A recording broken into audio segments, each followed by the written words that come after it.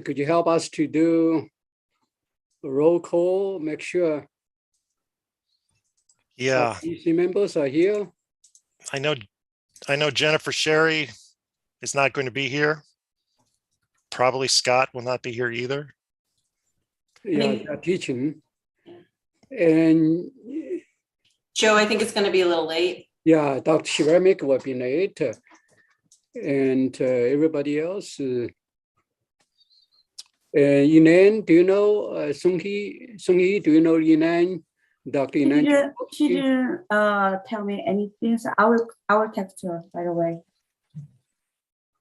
Okay.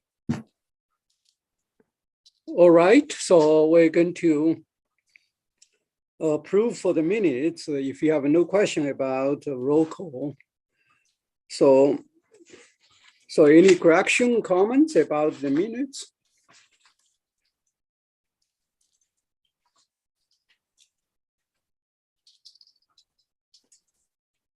They look good to me.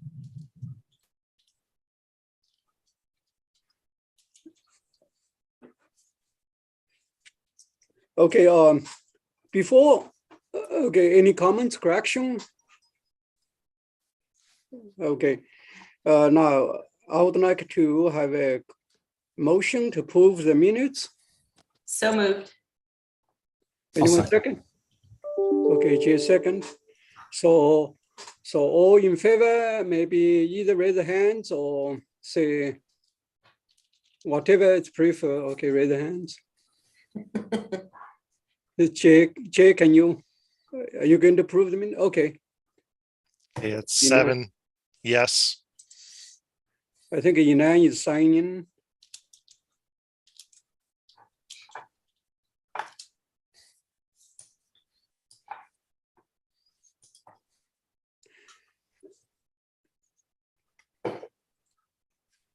So before my report, I would like to point out our agenda, invited guest, as I sent the email to you pretty late. I got that email pretty late, around 10:30 or 10. In fact, I didn't see it until almost 11 o'clock. So originally, Dr. Nan or Chancellor Nan didn't plan, and he modified his schedule, and Mr. Mike Bauman emailed me that Gray Associate would like to present at 2:30. I said, no, okay, I will defer to our faculty senate EC meeting. And we only have half an hour scheduled for the provost, and also it is after the provost, and also, and if those 30 minutes would be good enough, I suggest that maybe 15-20 minutes for Gray Associate Steve Probst will or present for 10-15 minutes, and at least give us 10 or 15 minutes for questions. So, and there will be 2 days workshop. I know some of the faculty senator will be there partially, including myself. I will be there maybe for a couple of hours tomorrow or Thursday, depends on my teaching schedule. So do you have any objection about item number 8?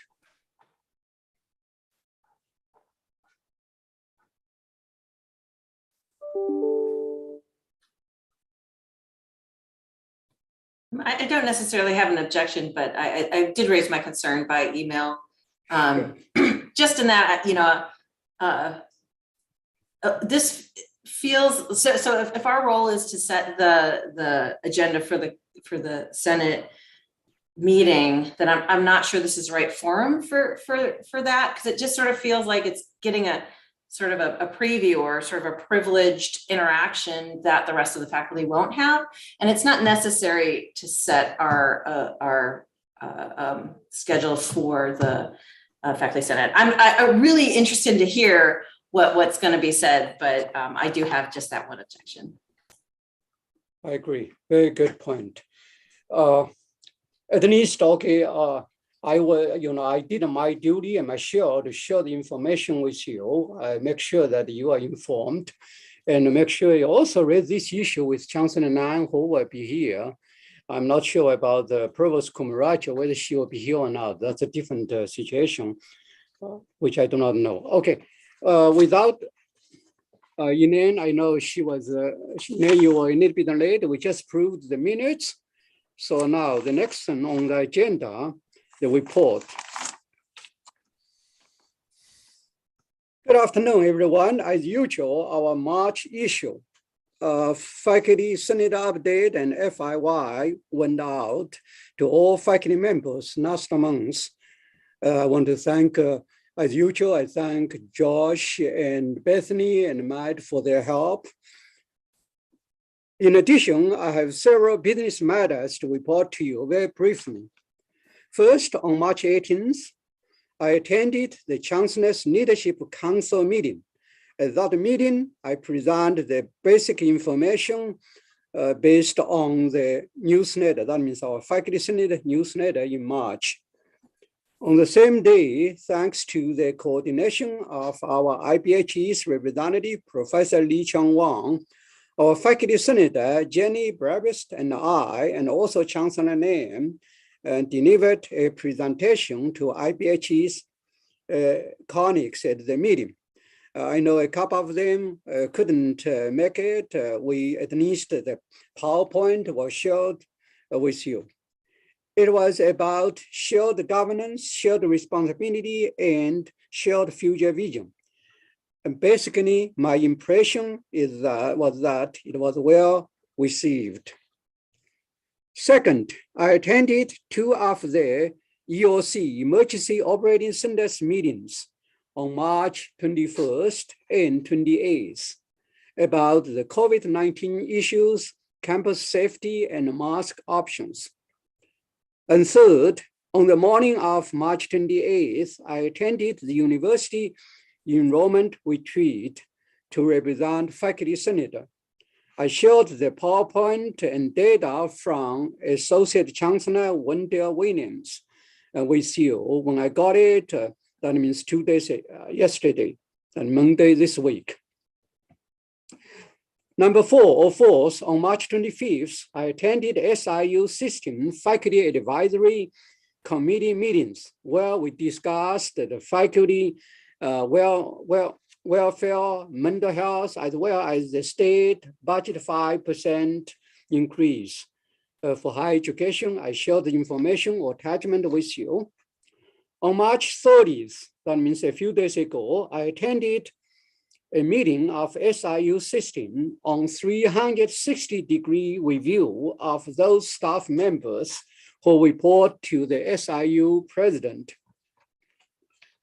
And number 5 or 5th, as you know, the Chancellor's office has appointed me to serve as the chair of the new Provost Search Committee. This is very important to our faculty members. I will do my best to ensure its success in the process to represent Faculty Senator and faculty members.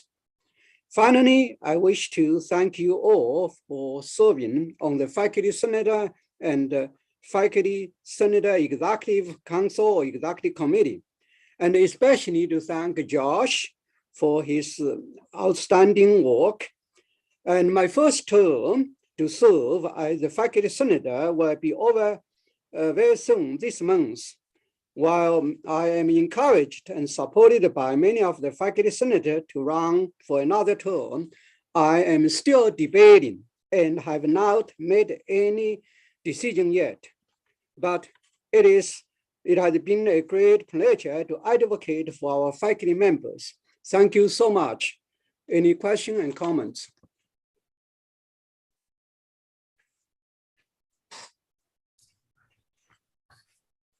I just want to thank Dr. Lee and thank all of you for your service. It has been a pleasure working with many of you. And I also thank Dr. Lee for his very strong advocacy for faculty. I think that we have certainly had an advocate in you, and I appreciate that. And it certainly does not go unnoticed. So thank you for that. Thank you. Echo Patrick's comments and thanking Dr. Lee as well. These are particularly hardworking times on our campus where faculty find themselves not only teaching, researching, and doing all sorts of different kinds of service, but here we are. But whenever I reach out to Dr. Lee, he's always available to take a call for clarity or right back at me with emails, asking again all the important questions. And so thanks again, Dr. Lee. I think you've all inspired us all. Thank you, Jay. I second both of those motions.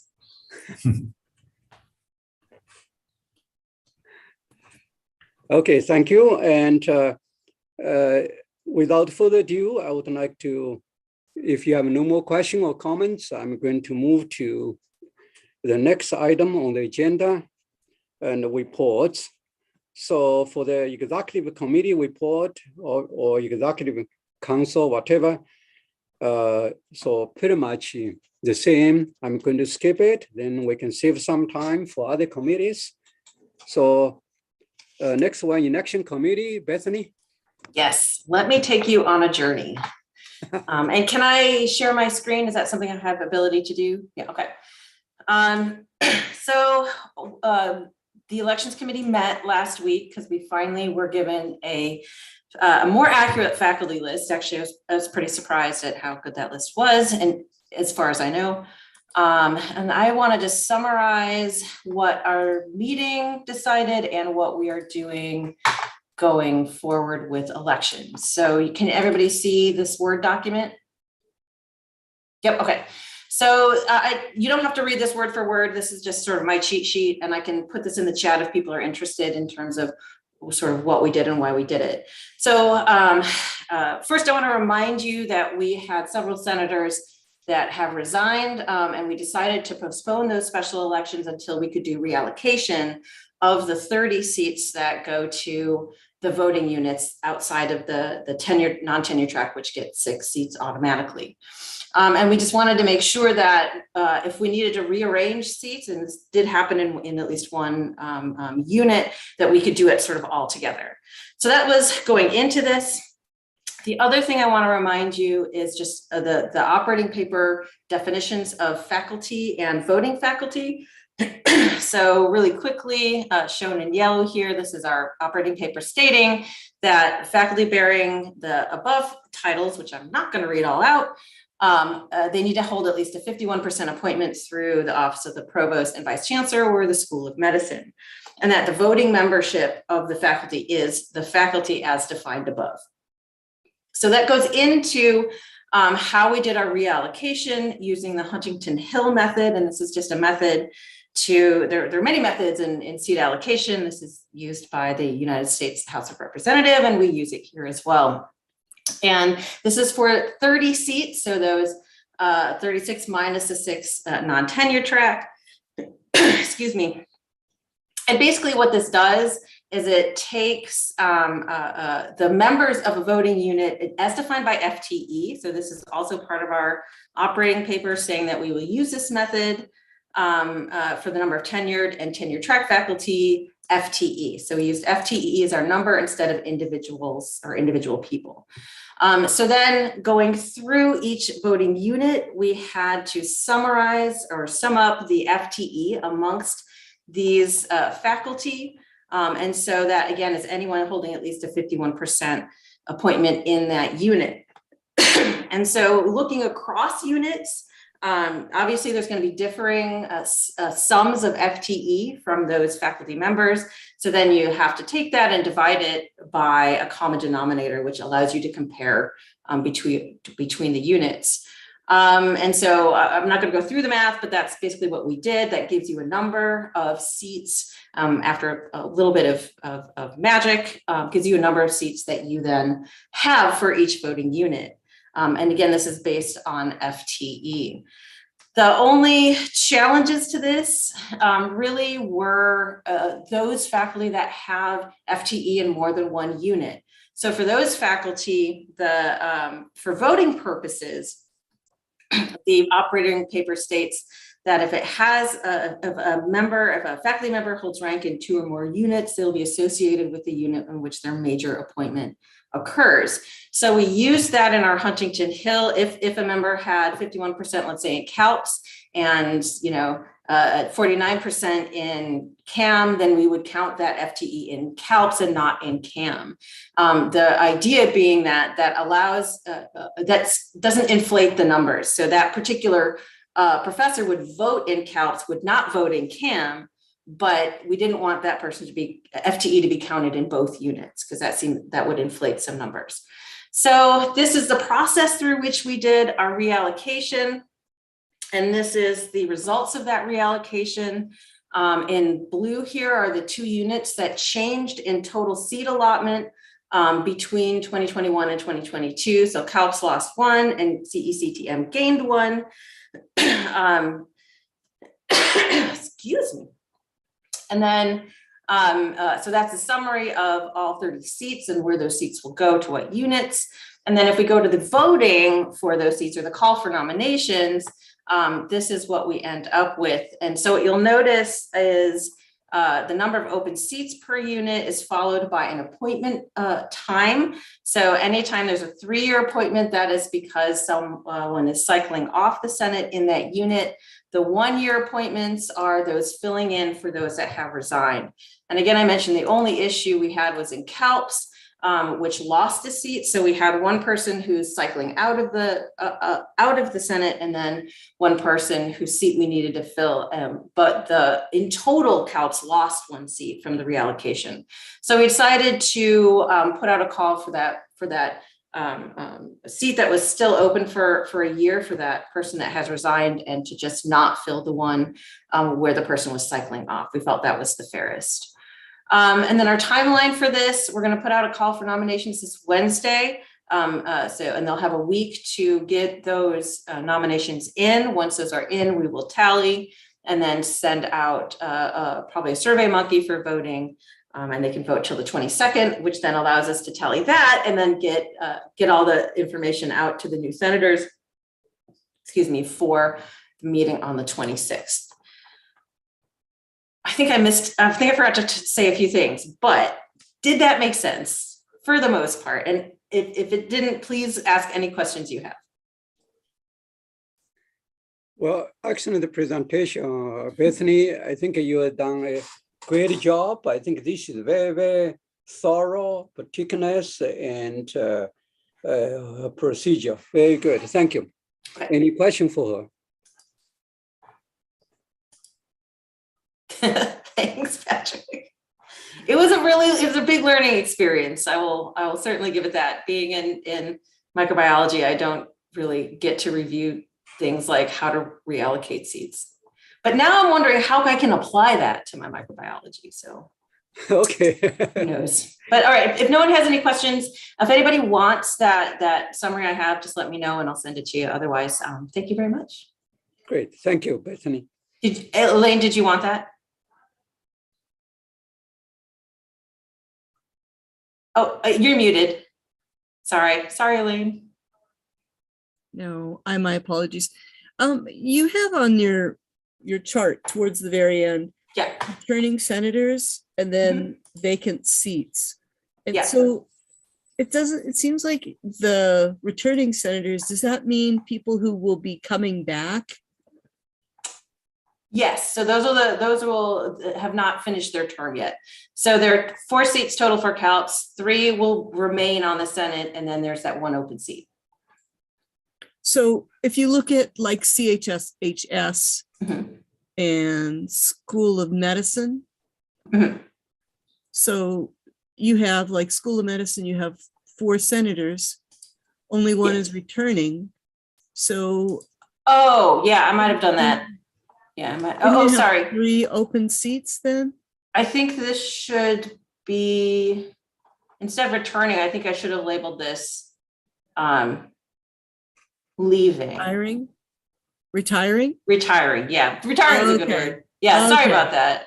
No, it just was confusing to me. It wasn't adding up. So Yep, you're absolutely right. This is what happens when I do things right before meetings. Thank you very much for pointing that out. I'm just laughing because people always accuse social workers of not being able to do math or add things up. So It's good. You should have heard the conversation Josh and I had trying to figure all this out.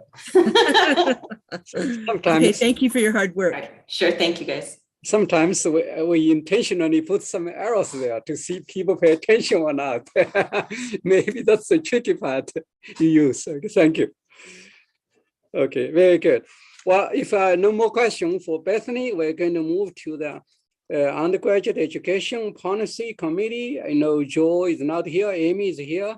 So, Amy, would you like to introduce those resolution, IME? Sure. Yeah. So pretty straightforward. Let me see. Let me pull them up here. As far as we've got an RME to eliminate the bachelor's in electronic systems technology.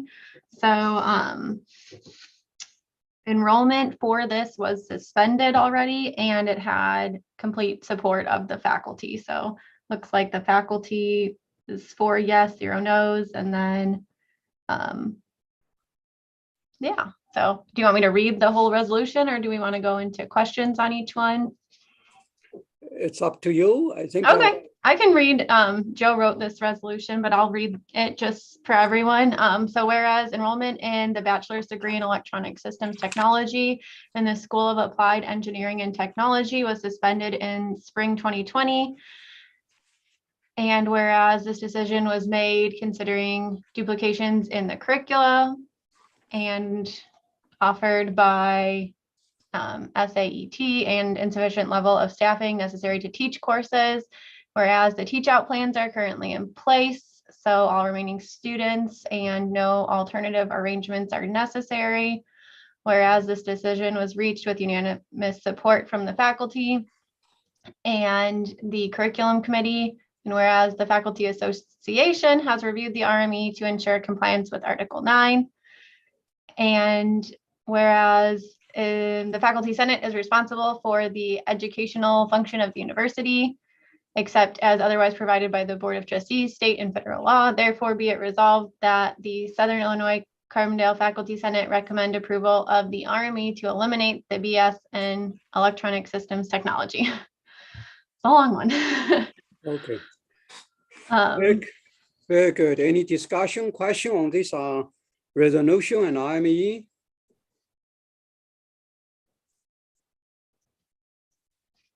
Okay. I know I allocate enough time on the resolution and RME to address the concern from the committee. So make sure we have enough time for discussion. Okay, I'm going to pause for a second. Just wait for a few minutes, a few seconds before.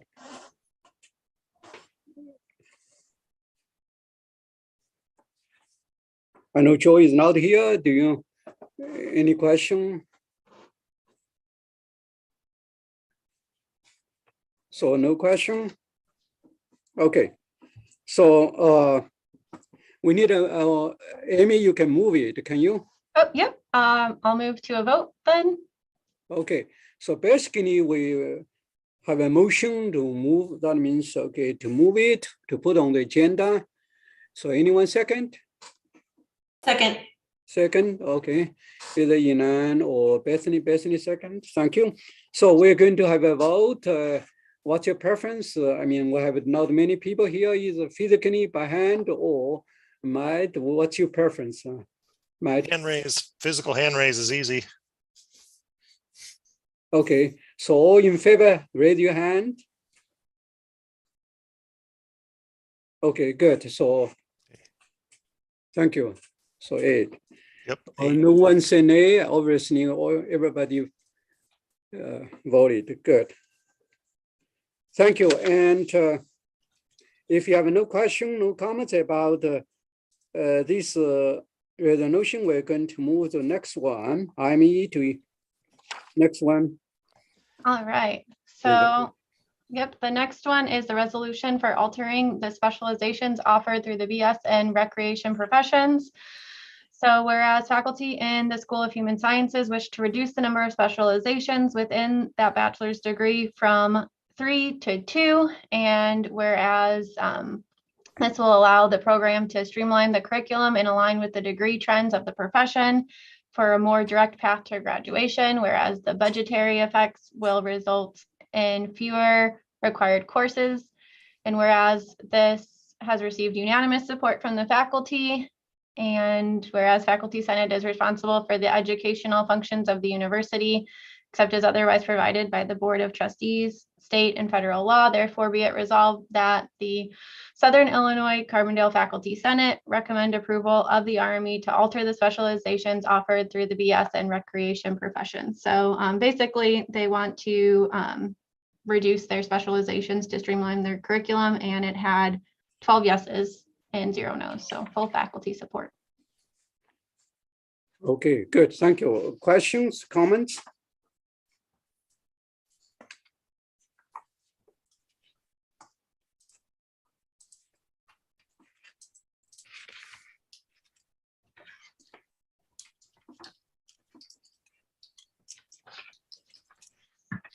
Okay, so you have no comments, no question? All right, I'll move to a vote then. Good. Anyone second? Inan second, right? So all in favor for this IME, raise your hands. Thank you. Thank you, approved. Jenny just joined us. Jenny, congratulations to you. We just saw your email. Best wish to you. We will miss you. Appreciate your contribution to the Faculty Senate in past many years. I know you are still here for this semester. Thank you very much. Sure. Okay, thank you. And the third one is a letter of concern from Undergraduate Education and Policy Committee. I'm going to, before our discussion, okay, first of all, this is the first time I got to notice this, okay. As you know, there are two issues here. Number one, about the high time allocation. And that's why, this time I make sure that give them enough time, at least more time than usual. Sometimes, we are rushed. I acknowledge that. So that's one concern. And obviously, if we have many IMEs, it takes longer time. So that's regular university business. And the second concern about discontinuation of the minor of global studies. And again, okay, this is the kind of issue. Obviously, we had a debate, but I'm open to the discussion here if needed. And if you guys agree, I'm also open to put on the agenda next week to have someone to reintroduce it, to have a debate and vote. So, and I'm going to defer to Amy. Amy, am I right in terms of your letter? Pretty much this is what the gist of your letter of concern. That make sense to you? Yeah, oh yeah, absolutely. So I'll just kind of also give a little bit of context coming from the committee side of it. So when we started our committee, we explained why it didn't move forward, and immediately it upset our committee. I don't know if they completely understood at the full Faculty Senate meeting what had happened. So I don't know if that was as transparent as we would have liked it to be, but we kind of explained why it wasn't voted on, and immediately multiple members asked us to address this and write a letter of concern. So that's where the letter came from, was from our committee members on the Undergraduate Education Policy Committee. And I think the biggest question that they wanted to wanted to make sure that it was clear was if that is the procedure that we want to follow, where if it's coming from the UEPC, if we want Faculty Executive Council to vote on it before having the full Faculty Senate vote on it, versus having it voted on to as being on the agenda, if that kind of makes sense. Like, is it ready for the agenda versus are we voting for the resolution? And it wasn't super clear which path we were decided on. So I think that would also be a good thing to help kind of determine moving forward. Any comments from other faculty senators?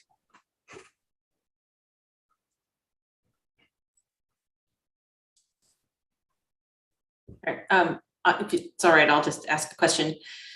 So Amy, you might know the answer to this. So I know that Lizette had reached out and said, let's have a meeting. And then that got canceled. I was wondering if you knew why, or had some movement happened on this that we don't, if you guys have been informed about or anything like that. Well, honestly, I do not know. I know that they scheduled a meeting. Did they cancel it? Yes, they sent an email saying that they were, so it sort of made it sound like they couldn't find a good time and were just going to cancel it and, for now, but I don't, there was no real solid explanation. So I was just wondering if there had been some resolution to this resolution that we didn't know about. I know Joe is not here. In a way, it's okay. At last meeting, I think Joe, again, okay, you guys maybe verify my statement, okay. Both Joe and Patrick and also myself tend to keep this program. And maybe I have my own bias or preference or whatever. I think global study, even though we have no faculty member, at least we should keep it or tap it. Okay, that's my general impression. And that's why we say the faculty senate executive council voted against putting it on the agenda. And at our faculty senate meeting, I said, okay, if anyone wants to reintroduce this resolution, please do so. So no one reintroduce this resolution. So faculty senate was given at least UEPC faculty member will give the opportunity to reintroduce. So now the debate is that, okay, could we, let's say next week we put it on the agenda, we are going to call anyone would like to reintroduce this, because last time we didn't have enough time. Make sure the UEPC, that they have the letter of concerns here, and we need to put it on the agenda. Joe? Oh, that's sort of what I was asking. We need you here about the minor, discontinue the minor of global study. And we are thinking whether we should put it on the agenda next week and to have full faculty senate to vote or not. The context at least last month was that, okay, and you, Patrick, and me, myself, pretty much in favor of keeping this program. So that's our consensus. And then we had a debate. And then finally we voted except Amy, and everybody else voted against putting it on the agenda. And then for the faculty senate agenda, we even clearly put it, okay, faculty senate EC against putting on the agenda. And then we, at the meeting, I said, if anyone want to reintroduce it, please do so. But I didn't give them enough time. It was true. So now I'm open to put it on the agenda next week to ask any faculty senator, especially from U committee, UEPC, to reintroduce it, to move it for vote. If anyone to move it, I'm fine. And then we're going to, anyone second, then any debate, then we're going to have a vote. Who knows? I know the associate provost office intended to schedule a meeting with me and Bethany and you, I think you were there. They also canceled. I just noted I was just informed. I didn't realize they canceled the meeting.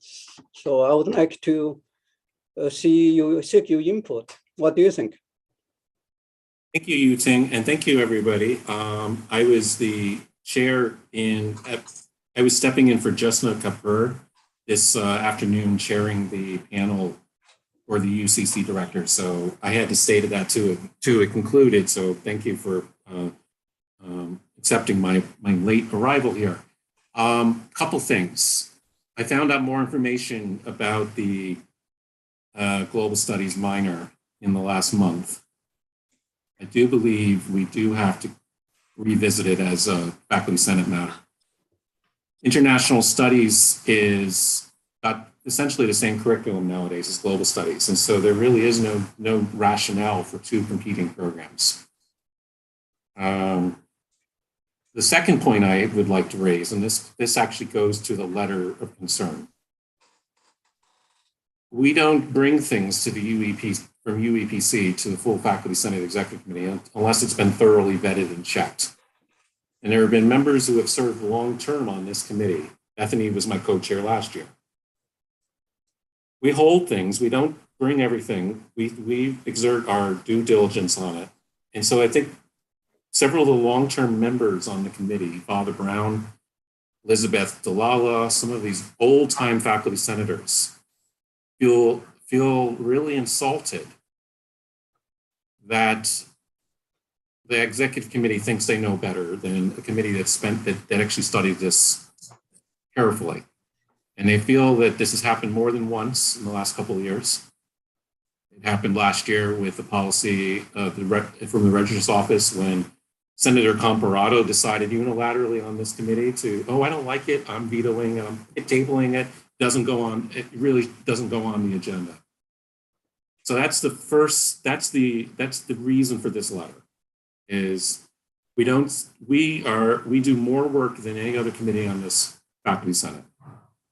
We faculty control curriculum, have a prevailing voice in curricular discussions. This is where shared governance most directly and tangibly happens every month. And for the executive committee to say something can't be voted on, to my committee members felt was an outrage. Whether they felt that fairly or not fairly, or that's not, I can't ascertain that. I'm just speaking for my committee as a co-chair. This is why the letter was written.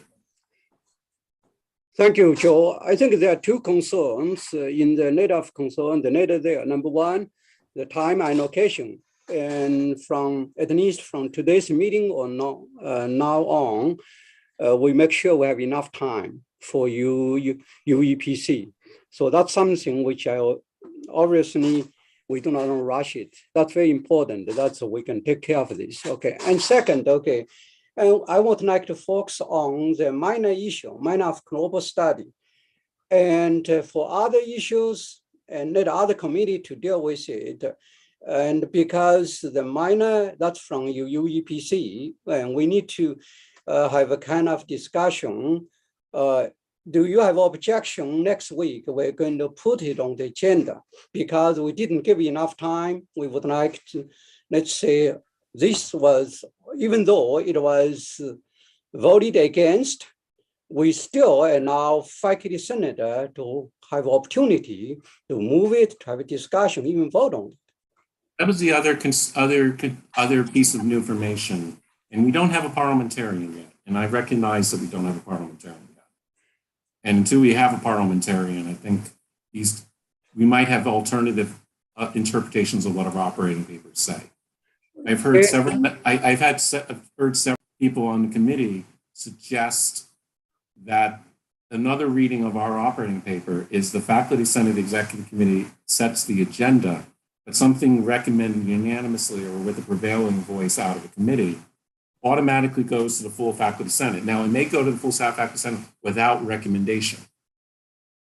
So we may say we don't recommend this. But the fact to deny faculty senators a vote is, I think, perhaps, and I'm guilty of this like everybody else. I voted with the 11. It was part of the 11-1 last month. I will freely admit that. But I think I made a mistake in thinking that that we can deny the faculty senators a right to vote on something. I think we can say that we don't recommend it, but otherwise, but I'm not sure we can say we can deny a right to vote on something. Okay, Jay first, then next one is Patrick, their hands on, maybe Jay, Thank you. next speak Yeah, first. thank you. I think what we need to maybe place into context here is the wake or the veritable seiche of work, not just place on the kind of the heavy lift of a UAPC, but really how this university chose to reorganize itself using the RME process, right? Which is now something we've inherited, okay, is my now second term in the Senate. What we've seen is it was a kind of a duck and cover move by a previous administrator to put about all sorts of change, which really has created an incredible amount of heavy lifting and time-consuming labor on the part of faculty, both in the EC and the Senate in general, plus countless hours in our faculty meetings and otherwise.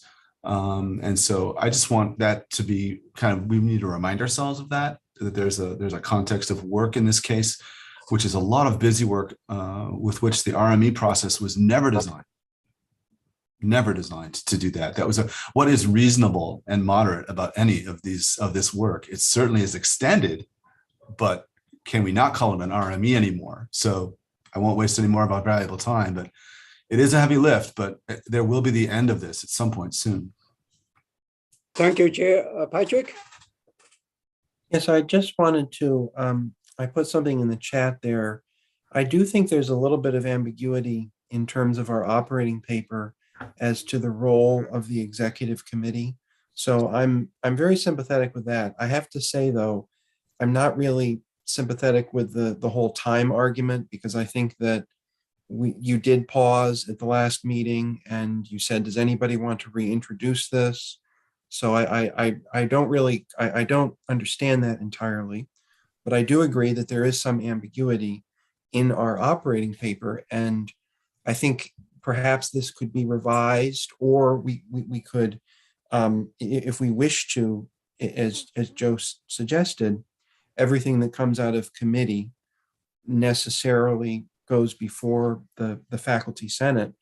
I don't really have a problem with that, because I think that there is a bit of an ambiguity here in the operating paper.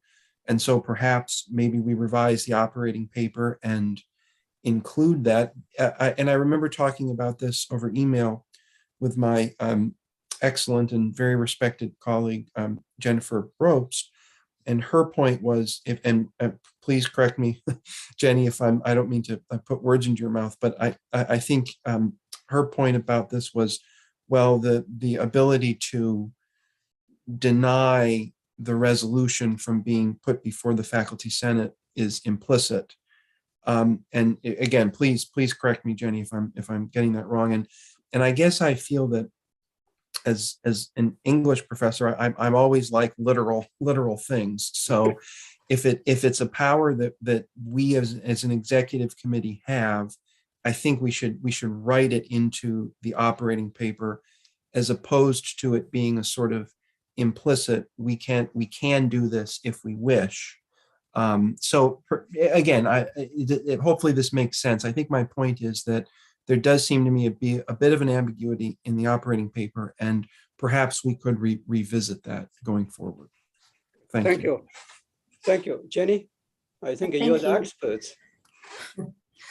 You know, it might actually be helpful that I haven't been on faculty senate that long, because when I read the operating papers, it's really with fresh eyes, and I don't actually know what past practice is.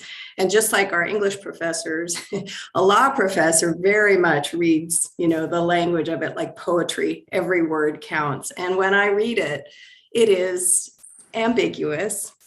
But I also think what you have to do when that's the case, no legal document is ever perfect. You have to make reasonable inferences. And the reasonable inferences sometimes are informed by what the original intent of the document was. It's too old. It's too old for us to know that at this point. And so another reasonable inference, I think, would be, does it affect the policy that we have? And I think that we have to consider the really interesting question of an executive board's role. And to me, it is not a rubber stamp.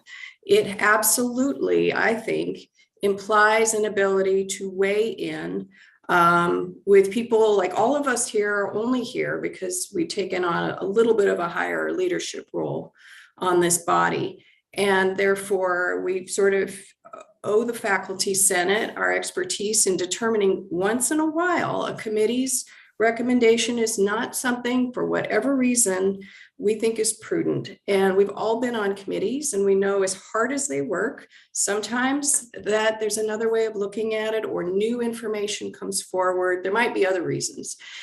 But I do think that when we were at that last meeting, it was my understanding that the item would be put on the agenda with the phrase that our body didn't support it. That's what I thought was going to happen. And I wondered in the meeting, like if I missed that, it may be that you orally stated that, Dr. Lee, but I missed it. And I do think it ought to be put on the next meeting. And with that, that we did vote on this, that we had our reasons that we didn't think it should move forward, and we welcome a discussion. That's all. And I don't think we need to change our operating papers. I just think that's kind of a logical approach to it. Very good. But we're a great body to help with a little extra layer of accountability. Thank you. And Patrick, because Joe mentioned about parliamentarian, I know you're going to have an update about governance committee. Maybe you, to answer the question of parliamentarian, would you like to give an update to address this? Or we know a little bit. I think where we stand with that is I sent you and Josh the most recent job ad with Joe's correction about Joe's concern regarding the committee on committees, and it was certainly not our intent in any way to subvert that process. So I just took out that sentence about the governance committee will review applications.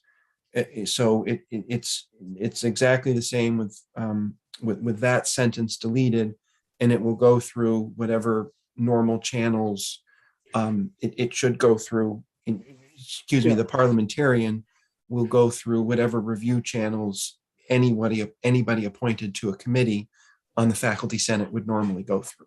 So that is where it stands. Very good. Joe, and thank you, Joe. Thank you, Patrick and Jenny. I think it's very important. We have to follow the operating people, and the parliamentarian will be very important. We are going to get it materialized. And the job, I know the resolution was passed. The job description will be shared with you very soon after today's meeting. That's why I ask Patrick to speak first. Any other concerns, any question about the net of concern? We agree, it seems to me, we agree that we're going to put the minor, discontinue the minor of global study on the agenda, and we just copy and paste it and invite faculty senator to move it. We introduce and move it and have a discussion and vote. So we intentionally put it as an agenda, maybe the first one on the top. Would that be okay with you guys? Thank you, Yu-Ting, for that. I just want to update the rest of the Executive Council on the amount of conversations that have arisen just on this one topic, and since the Faculty Senate voted the way it did since the Executive Committee voted the way it did last month. I have interfaced with the Associate Provost. I've interfaced with the Provost herself. I have interfaced with the Director of the School of Languages, who wants to understand why this is interfering with the program he's trying to grow right now. I've interfaced with my dean. There's a lot of conversations we're having about one RME and about one very minor RME at that, because I've seen very complicated RMEs. This is not complicated. So I would suggest to the faculty on this call right now that if we want to really assert our rights of shared governance, and I think we all do, we ought to also be careful when we do it and think about the purpose of shared governance. If something is obvious and we are interfering with the rights of faculty and rights of programs to have curricular decisions because we say better, then I think we are just as much guilty at the faculty senate level of abrogating faculty rights of shared governance as we accuse an upper administrators sometimes toward vis-a-vis us. So I want to raise that concern. I agree with Jennifer that the implied purpose of the EC is to be not to be a rubber stamp. I do agree with that. And I said that a month ago. I think we need to figure out, and I do also agree our operating paper is somewhat unclear. So I think we then need to temper that with our procedures, our processes of perhaps we could have done a little bit more transparent job last month with our agenda, saying this is not recommended, but we open the floor for full discussion and a vote will be taken. Or a vote will be taken to overrule the faculty senate executive committee. Perhaps we weren't as transparent as we could have been. That's something we can then remedy this month. But I bring this context to you because, as I said, Amy and I have been getting a lot of conversations about one little RME. And I think we're getting the conversation because people see our procedures last month as perhaps unorthodox. Thank you. Thank you. And the next one is Jenny. Then after that is Patrick, and then Bethany. Jenny. I want to mention that I think this is only discussing part of the issue because we only could discuss the information that we were given as a body. And if it really was as basic as the program already had other options to cover this type of material, we weren't told that. And so, when people talk about unorthodox, actually, I think we were quite orthodox. And I think any committee that presents a proposal where you had one pro, one yay, like a couple of abstentions, you know what I mean? It was like it was a very odd vote. Any committee should anticipate that the executive council will push back. And so I would just say that to, when we have this on the agenda, that the executive council voted on the information that it was given, and there may be additional information, but don't just put it on the agenda and say that, like it's a blank slate, because that's not true. And it's also not fair to say that the executive council was out of order, because we were very much in order. And on a totally separate point, I just want to mention to you a bit about the parliamentarian. And I know I won't be here, but I have been asked more than once to fill that role. I have been asked about whether law students could fill that role. And I just want to tell all of you, do not ask a law student. That's wholly inappropriate. They are not qualified. They do not have the time. And I also want to suggest to you that don't put all your eggs in this parliamentarian's basket. They may not be very good at it. I have been on a number of bodies that had strict Robert's Rules of Order, and usually you have enough members on the body that know enough to check each other. It's always going to be an issue of debate. I have always felt that whoever is the chair, has to be good at this. It's incumbent upon anybody voted to lead this body to get themselves up to speed on the Robert's Rules of Order and to be the best expert in the room. Because whenever I have held one of those positions, that's what I did. And I'm rusty now, and I had no interest in renewing that because I don't have to. I don't have that responsibility. But I don't think this should be put on anybody else other than the people on the body, particularly the highest level. So that's my 2 cents. Thank you, Jenny. I think excellent point. Patrick? Yes, as you were talking about all the sort of people we've somewhat offended, Joe, I was thinking, the sort of, reactionary faculty member in me was thinking, well, good, we did our job. I guess I feel a couple of things. The bottom line to me and to my mind, and am also on the COLA Council, is that it was a poor RME. It was a poorly written RME. It was an RME that did not include the justifications that many on the COLA Council needed to vote in favor of it. So to me, to my mind, that was the bottom line. what is the relationship, as you pointed out, between global studies and international studies. For the COLA Council, that was entirely unclear. We did not understand that relationship. And if it seems to me that when this comes up in our next COLA Council meeting, and the dean will be there, my response would be what should have happened in this process is that when the administration of the College of Liberal Arts saw the kind of tepid support that RME had, they should have paused the process, gone to the COLA Council and said, okay, this clearly was not a very successful RME. The other RMEs that we previously passed were largely voted in favor by the faculty. Why is that? And at that moment, I would have said, because nobody understands what the relationship is between global studies and international studies. Can you please clarify that? And if the administration had said, well, this is the relationship, we could have reintroduced the RME, and I'm sure it would have passed with flying colors. It's just, I don't think from the administration's perspective, the notion that, well, any RME, we can just patch this thing together and have it be as poorly reasoned and as hastily composed as possible, and it's just going to sail up through the ranks. I think that is something that we as faculty members have to push back against. So this, to my mind, could have been prevented very, very early in the process by just somebody coming to the COLA Council and saying, why did this happen? And it's a very simple explanation.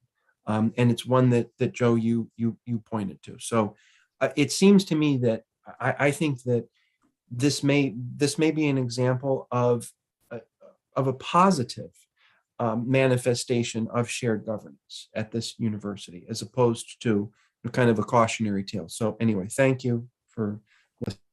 Thank you, Patrick. The next one is Bethany, then Joe, then after Joe, then Jay. Okay, Bethany.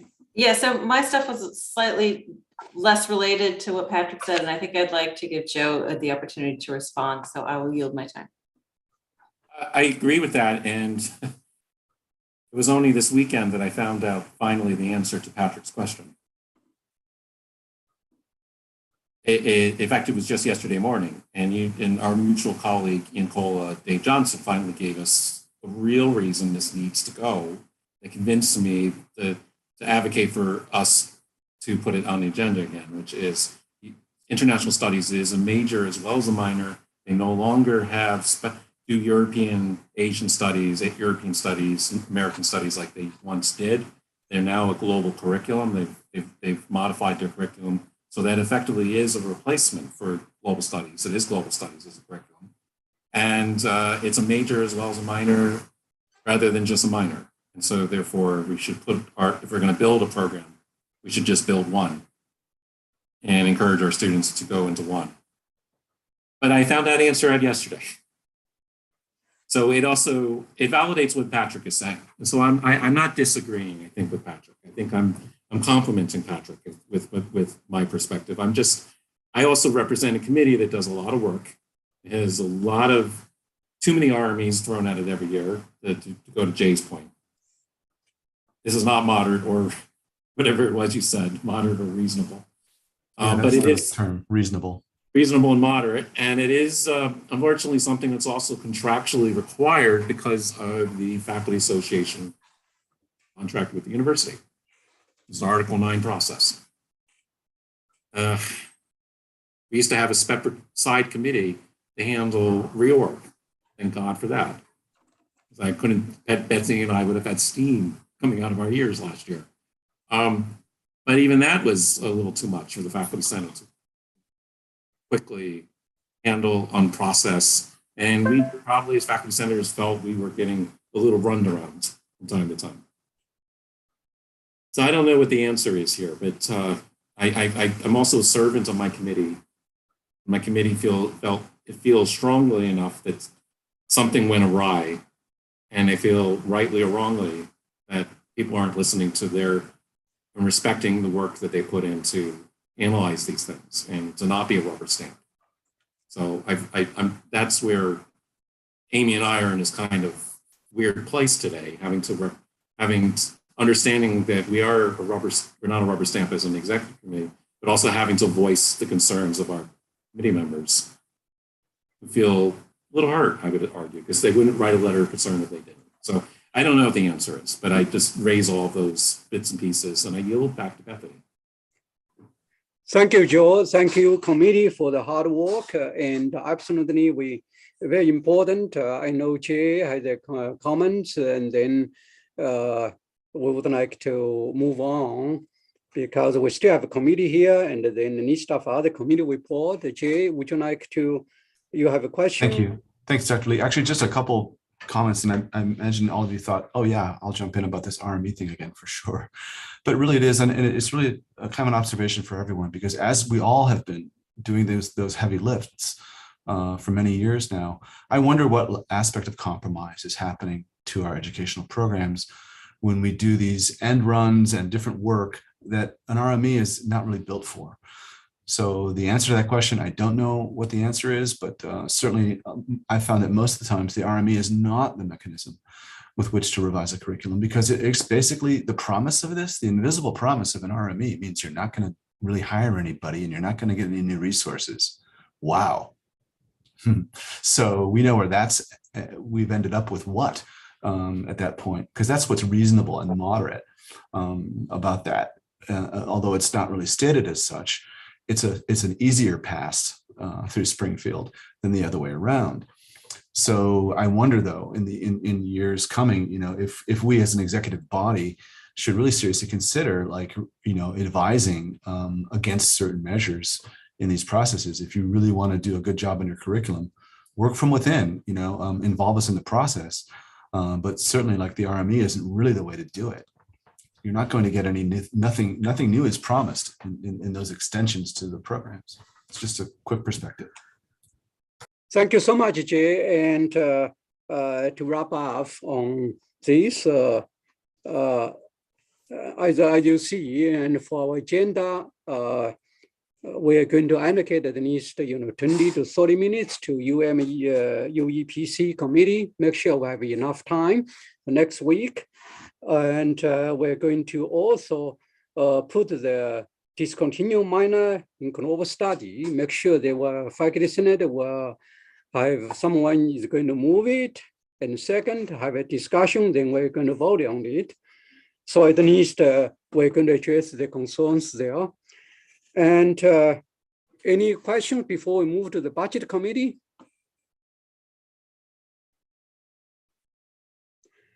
Okay, Jenny. So the budget committee hasn't met, and I would be interested if you all feel that we should. It's just, there's just not a lot we can do right now, so if there are any thoughts, we asked the chancellor and the provost to answer questions. We tried to monitor Gray and they totally cut us out right from the beginning. So, there's just a point where I feel like our committee's kind of done its work. I, of course, will inquire with them if there are issues they want to bring forward, but do you all feel we're remiss in this? Because next year, maybe there will be more of a nice time span to redo the town hall. But even what we did the last time, really, we never got a response from the chancellor. They're still talking about equity, which will take years, and never addressed administrative salaries, and it's just happening across the country. Don't get me started on sort of corporate issues and salaries. So anyway, it's that's where we're at with budget. But I do have a question for you on the other matter with the street names when we get to that on the agenda. Thank you. I know there are two hands here. First, Patrick, and then Jay. Patrick? Just quickly, Jenny, did you say we tried to monitor Gray? Did I hear that correct? In the very beginning of this year, when Marcus and I were co-chairs, we all agreed as a budget committee that we would send a liaison from the budget committee to any discussions about Gray and Associates, and Marcus volunteered. And then he kept telling us that he hadn't heard from them. And then I found out that he was actually appointed to work with them, and he never told me that he was leaving. So that's where I'm at. And he's not working with you now. No, he's never spoken to me again. The last communication I had from him was he said, I didn't take notes from our budget committee meeting. Do you have notes, Jennifer? At which point I said a few swear words and refused to be his secretary and didn't respond. But thank you for that, by the way. As a You're welcome. feminist. And I know I'm live on YouTube, and that's the truth. Thank you. But, he has not worked with Salt Springs, so this has been disturbing to hear that he hasn't worked with you either. Well, but don't worry too much. I can say the rest of the budget committee is terrific. They really are. But we all are very pragmatic, and we're not going to just do something to say we're acting unless it's going to help you. Thank you. Thank you. Jay, you have a question for Jenny? Sure, and it's really one that has to do more with the narrative on our campus of scarcity. Because there I am after doing some cleanup in the yard on Saturday, and I happened to bump into the radio in the kitchen. And, as far as the news from Springfield is concerned, we're getting ready for a 5% increase. There's COVID money. In other words, it's good news for Illinois higher education in particular. We've got legislators who are on the ground working on behalf of the university, telling good stories on the air. Where is the disconnect with our administrators, and why isn't that good news narrative? Why is the narrative being sold to us continually as one of being fiscal scarcity? Remember when we asked the chancellor and the provost those very specific questions from the committee? That was one of the questions. And they told us at that time that they were anticipating these monies, but it hadn't been confirmed. So I don't know if it's out of an exercise of caution and the media is overstepping. I think that's possible. Thank you. Mike, you have a question? And after Mike, then Joe. I have a reply to Jay. I think the answer is that magic year 2025 that the chancellor's brought up, where that's the year that internal loan will be paid off and will supposedly have a sudden pot of millions of dollars that we'll then be able to use. I think that, and that's a legacy from the impasse. The decision was to, I guess, build up this debt that we're now paying back, as opposed to doing layoffs to the extent that other universities were doing them. So I think that's why we still discuss scarcity, because, or hear about scarcity, because we're paying for it now as opposed to 3-4 years ago. Well, I guess when appropriations come through, we'd like to see them added to the budget. And he did expressly state, that chancellor, that he was going to pay the debt first. So Matt, Yeah. good to bring that up. Yeah. Well, thank you. Joe, one more question, then we're going to. So this is also a comment. I've been on this campus 15 years, and I was very active in the faculty association for a long time before I became active here on the faculty senate. And for years, we would always hear, in fact, from the faculty association, that the administration is not forthcoming with the budget. And they never, and that's been my experience serving on the faculty senate now for the last 2 years. They dribble out information when they have to. They have an idea, you don't need to know what the real budget is. It's an attitude that I feel very disturbing. Because if we had to find out with a direct query last month from the chancellor's own mouth, oh, by the way, we actually have to pay back a loan to 2025. They never told us really we had a loan. This had to be dribbled out. This was dribbled out very bits and pieces if you needed to know and you directly asked them. But otherwise, they weren't forthcoming in telling us that we have permanent austerity on this campus into a certain year. But then I'm afraid, being on, again, the track record, being a member of this faculty for the last 15 years, I'm afraid there will be another reason why there's permanent austerity on this campus, because there always is. I'm sorry if I sound my rare pessimistic, gloomy self. I'm usually an optimist. I'm usually not paranoid.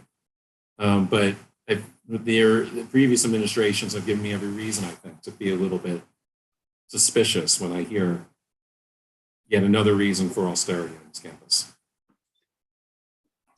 Thank you, Jay. Because of time, and we are going to move to the committee on committee. I would like to wrap up on the budget committee. I think there's a huge issue we need to talk about very soon, include equity issue, debt, or whatever along. And there's at least more information should be more transparent. That's something I heard from you guys. Okay. Committee on committee, Inan and Sung-Hee.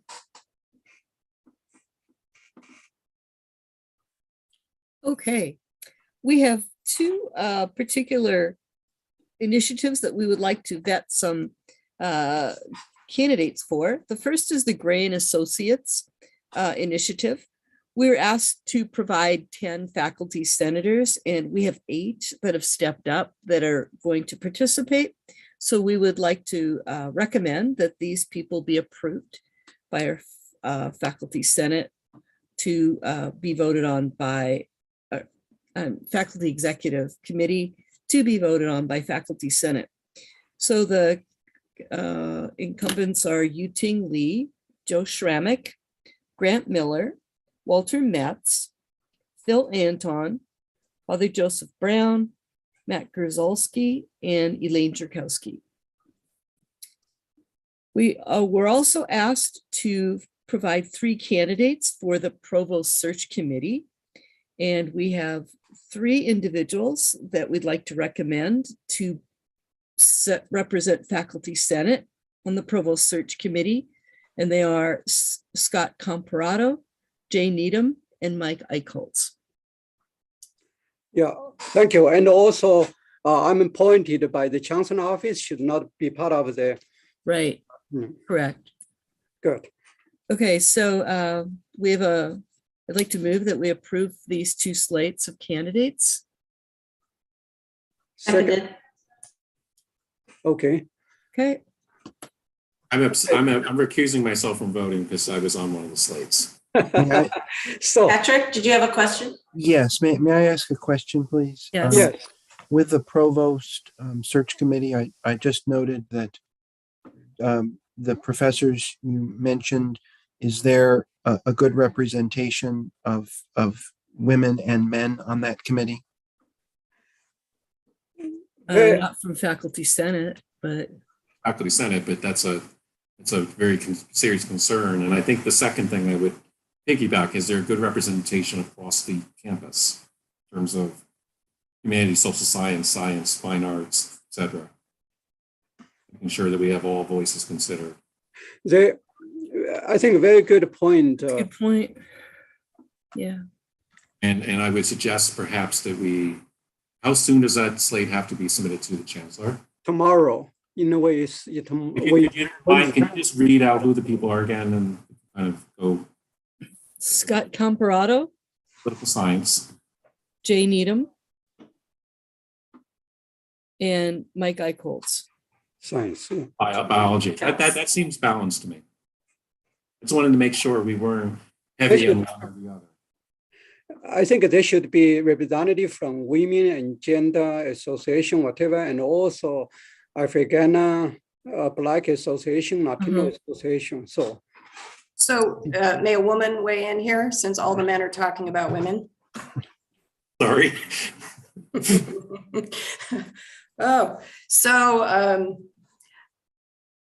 a big body, right? There'll be other, like faculty association, everybody else is going to be on there. I wouldn't worry about it so much. I think it's up to the chair of the committee as a whole to make sure that it's representative. And it is highly unfair to sort of minority members, women members, to constantly put them on committees. So if they wanted to be on it, they would have volunteered. And if we were the only, body putting forth members, fine, but we're not, so I'd let it go. thank you. So, and Inan move it, anyone say, I think anyone second, Bethany second, or who is second? I did second, yes. Okay, good. And now we're going to, if you support, raise your hands, say in favor, okay.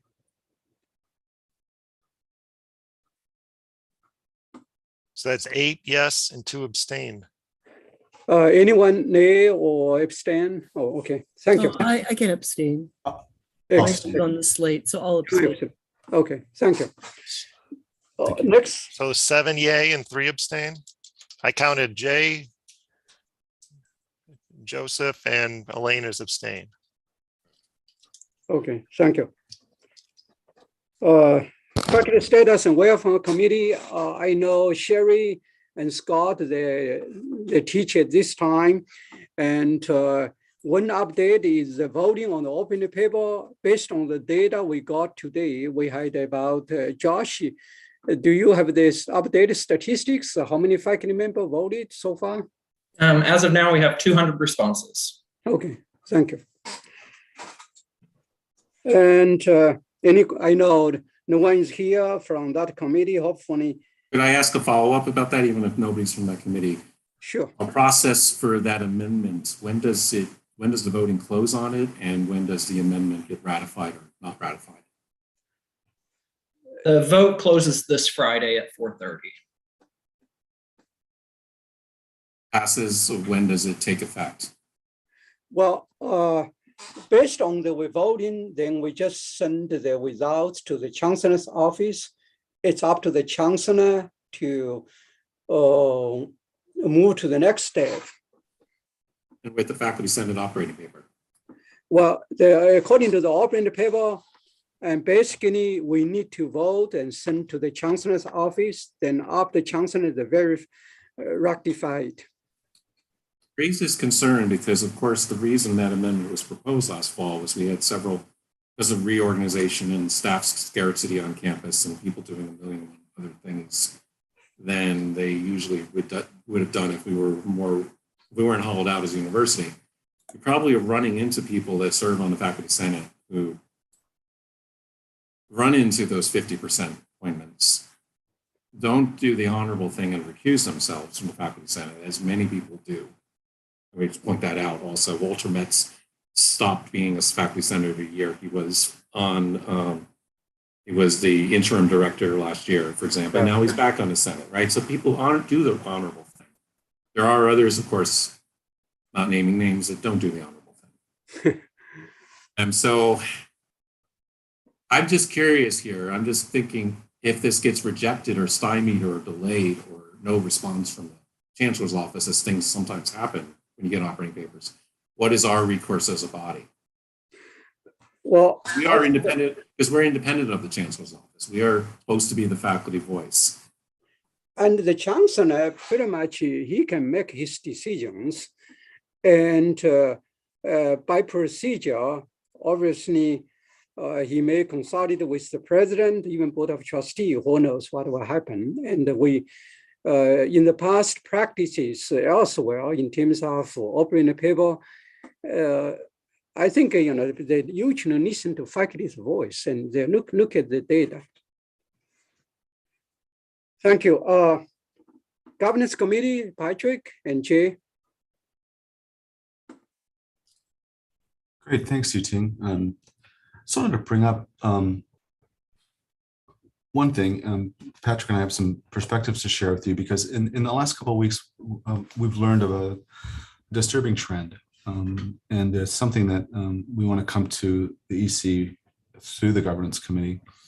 We have some ideas to share with you, but essentially what we've learned is that there's some searches underway for permanent directorships, not only in the College of Arts and Media, but I've learned that there's, through a discussion I had earlier this morning with Ann Fletcher, that there's searches for permanent school directors and other colleges as well.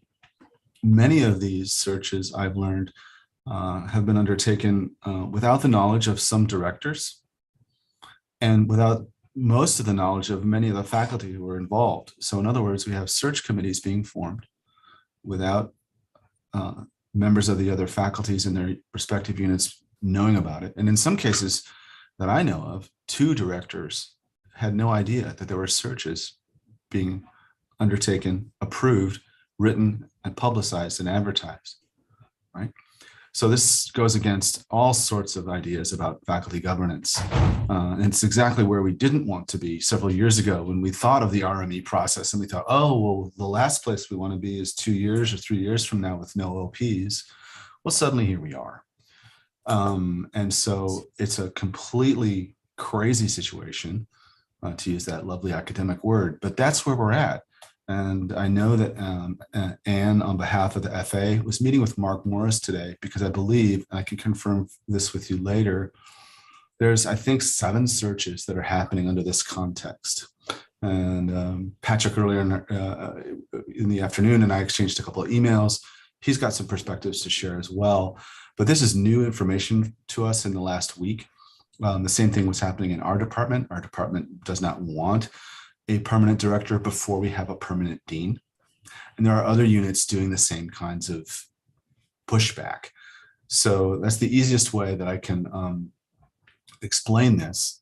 And so Patrick, other perspectives to share, and then certainly would love to hear from all of you and open this up. No, I just want to second my colleague, Professor Needham, and his concern. And I think he articulated it very eloquently, and that this is a very timely matter that deserves our attention. So thank you. Thank you. Any question, comments for the governance committee? Very good. Points well taken. We need to watch the searches and all, I mean, which is very in terms of procedure, we need to pay attention to that. Thank you. Just as a follow-up to let you know, I am speaking with Anne because I'm very curious about her meeting with Mark Morris today and any outcomes there. And so I'll probably bring that back to governance committee. And if there's anything pressing, we'll certainly bring it to everyone's attention here. But again, with a kind of a odd fit that is where we are with these operating papers, this could end up being a very heavy bit of lift on another side. Some folks are already talking about grievances in their units regarding this. So there's a storm in Anthony Hall, and it's not good. And I feel as though someone has brought this upon themselves. And so, I mean, certainly we'll have to get to the bottom of it somehow. But letters are being written right now, and so we can report back, more when we know more. Thank you, Patrick. Do we wish to take a look at the parliamentarian write-up? Is that something that this committee needs to approve, or I'm just would like to know how you'd like to proceed with it? Again, we do not rush it because we need to send the announcement out, and then who knows what will happen, because our faculty senate this term will be over by the end of this month. So we will see. Do you want to, are you thinking to wait and let the new Senate approve this, the idea of having the parliamentarian? I think we had a resolution to prove, we proved the, we proved, the faculty senate approved the, we approved the resolution to have a parliamentarian. Now we just want to select the person by send out the announcement. Oh, I see. Okay, so we don't need to have any more review by the executive committee or the faculty senate. No. Okay, all right. So just briefly, I have that whenever you want it. I believe I sent it to you and Josh. So and make sure you share with the executive council. You see, and then no objection. Then also let the faculty senate informed before we send out the entire faculty members. Okay, thank you. Sure. Now, Joe, I know your committee worked very hard. Thank you so much. And there are 3 senators there, Joe and Ina and me. And Joe, could you give update? We've been busy, very busy working. We have been working very closely with institutional research, and we've got access to Compass. And the committee has now extended its remit, and I want to let the rest of you know what we're up to. We have decided, as a result of a few meetings and looking at the data, that what we really are is a fact-finding committee, and we are, in a sense, a faculty-driven parallel to Gray and Associates. And so I know some people have been feeling very uncomfortable about Gray and Associates. So we're looking at institutional research. We're looking at how the ranking, U.S. News and Report ranking is compiled. And when you look at the innards of that ranking, it actually requires us to find out information across campus across every office on this campus where we have been slipping in academic quality, where we have been slipping in resources for underrepresented first generation students, for example, resources for faculty, resources for staff, and how can we best recommend the improvement of those metrics, those standards, so that we become a more highly regarded university,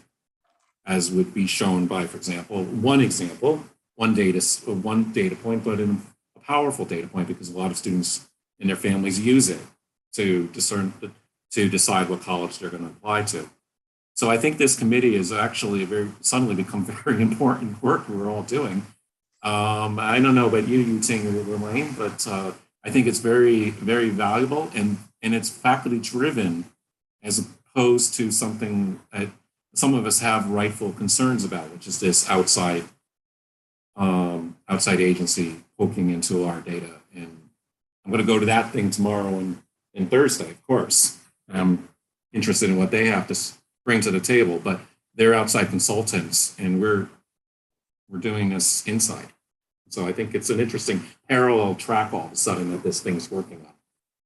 Anybody else want to jump into that? Would I add anything further, Elaine or Yuting? So what your experience has been like?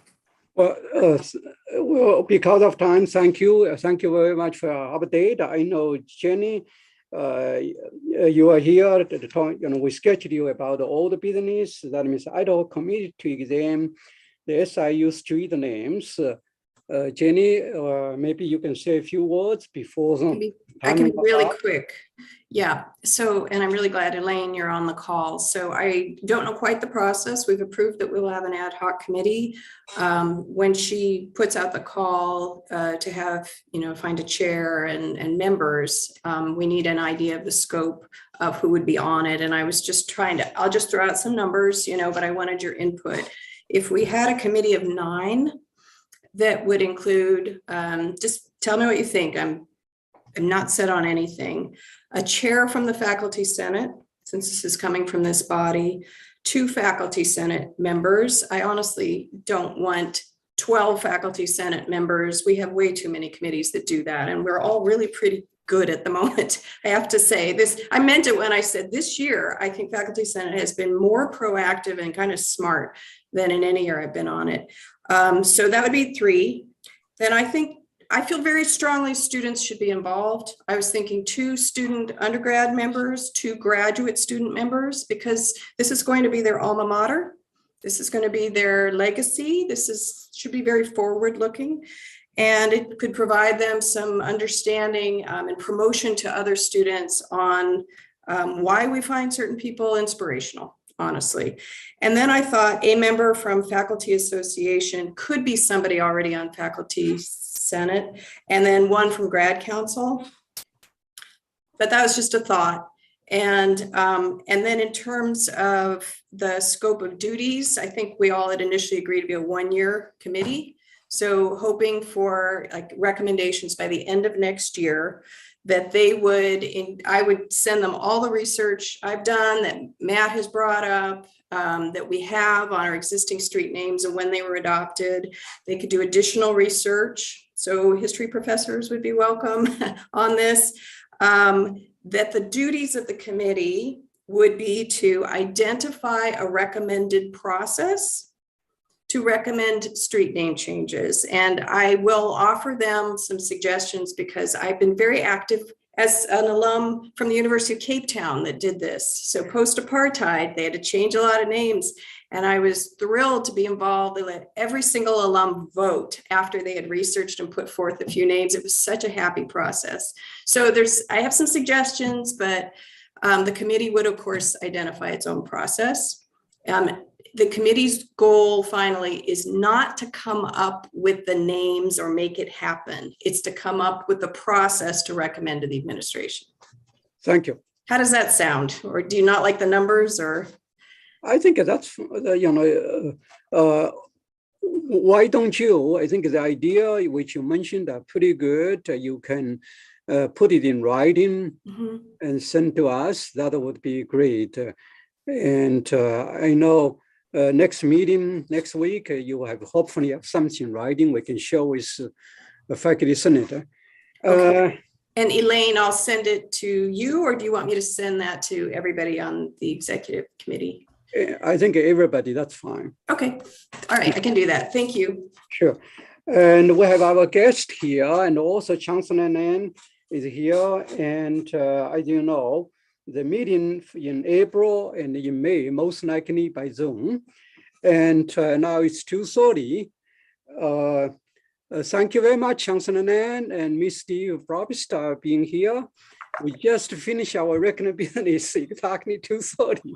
So Not surprised, Dr. Lee. So the timing is perfect then. That's great. Oh, wow.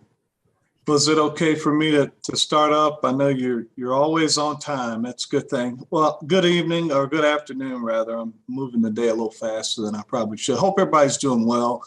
I am having a great week, and I'll tell you about that a little bit later. We've got a lot of good news that's happening across the university. Had some really promising news from a financial standpoint, so we're working through the budgets. Let me just start with that, and then I want to introduce Steve, if that's okay, towards the end of my comments. We are still slated to do some things as far as our budget is concerned. We've just met with all of the budget managers who are in our area, and this is nothing new. As you know, the governor has proposed a 5% increase for institutions of higher education. There's still some question about whether or not we're going to get some of that 5% between now and the end of the fiscal year. You remember he came out and said in 2022 for this fiscal, we would probably see something there if it was approved. That slowed down a little bit. We just got this news in actually earlier, but the 5% for this 2023 fiscal year is still on the table there. And so we're very hopeful that will go forward. We have no plans to increase our tuition at this time. We are looking at a possible fee increase that we would take to the board that the students have put a resolution together on. That's a student programming fee that was just passed in the undergraduate student council. That will make its way eventually to me, and then we'll take it to the board. That probably nets student programming about over $500,000 in terms of what they can do in programming and some other things. So they're pretty excited about that. But again, that all has to be approved at the end.